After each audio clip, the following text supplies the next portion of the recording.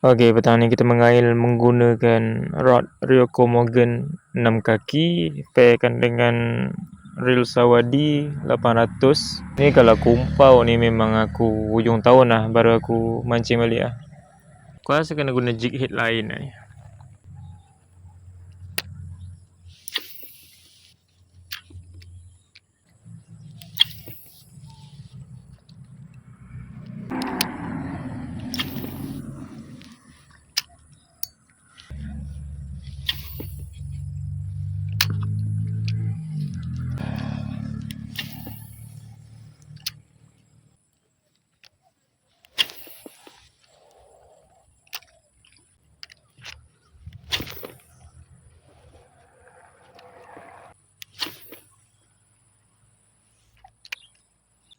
Semalam aku tengok video ada brother tu pakai jig head, pakai SP dapat ikan tilapia ketuk-ketuk dapat. Ni aku tapi dia pakai ni lah, jig head kepala kan. Aku pakai underbelly ni.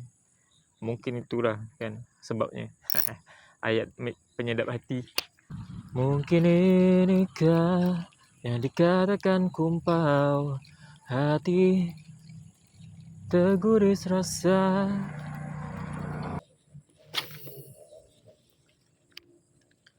Mengapa ku kumpau, orang lain dah dapat tapau, aku masih lagi lah kumpau.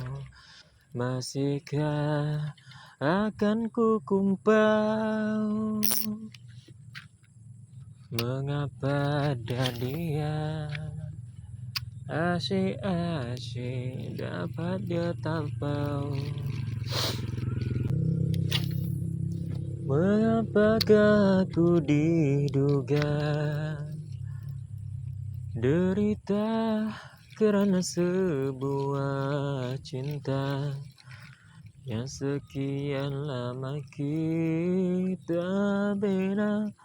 Mana dia ikan aku, tak ada satu. Kumpaulah selalu